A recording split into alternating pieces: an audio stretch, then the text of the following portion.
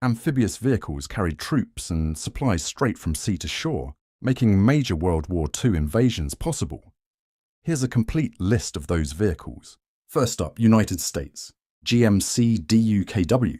This six-wheeled cargo carrier was absolutely vital. It earned the nickname Duck from its military designation, DUKW, a true logistics workhorse.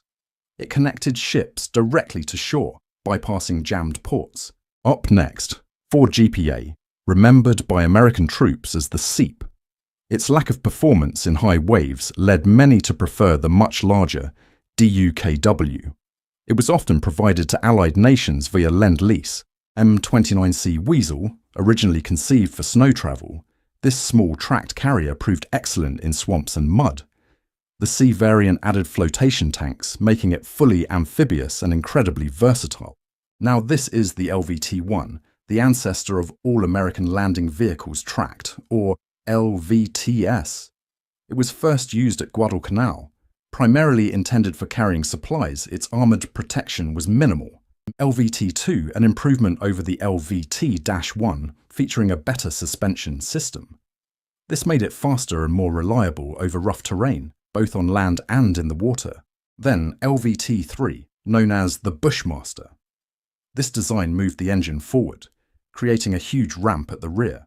This dramatically improved troop and cargo offloading under fire.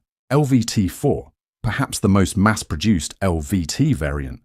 It also utilized the stern ramp design introduced in the Dash 3. It became essential for transporting artillery and bulk supplies across the beachhead. The next one, LVT-1, the first fully armoured version of the LVT, used as a close support fire vehicle. The A stands for armoured. It mounted a 37mm gun turret.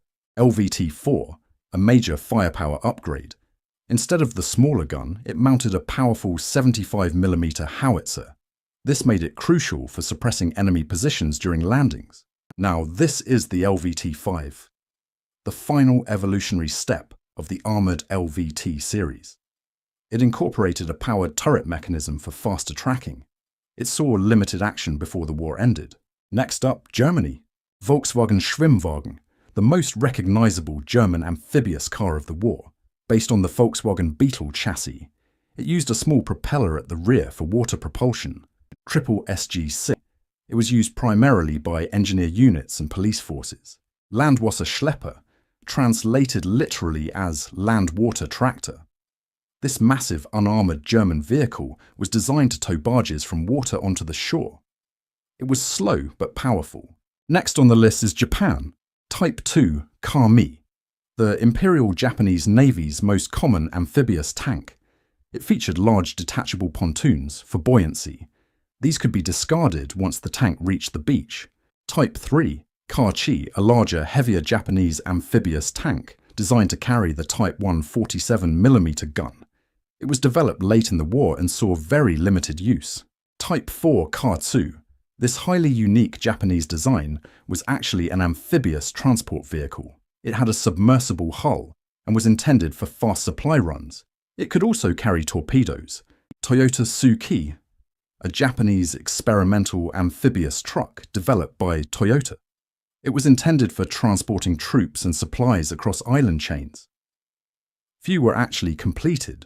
Moving on to United Kingdom, Sherman 1000, the most famous duplex drive tank used by Allied forces. It used large canvas flotation screens and propellers to swim ashore, a critical component for the D-Day landings. Valentine 1000. The British initially adapted the older Valentine tank chassis for duplex drive technology, or DD. It served as a swimming tank trainer before the heavier Sherman model took over combat roles. Terrapin Mark I, a massive, unusual British amphibious truck. It featured 8 driven wheels and 2 engines. It could carry a phenomenal amount of cargo, though its handling was notoriously difficult.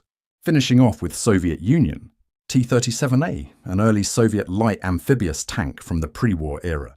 It was thinly armoured and intended for reconnaissance and communications tasks. Many were lost early in the war. T-38, an improvement on the earlier T-37A. This Soviet tank featured a slightly wider hull, which increased its stability in the water. it was still only lightly armed. Then T-40, the final, most successful Soviet light amphibious tank of the immediate pre-war period. It was better protected and featured a modern turret. It served crucial roles in the defense of Moscow,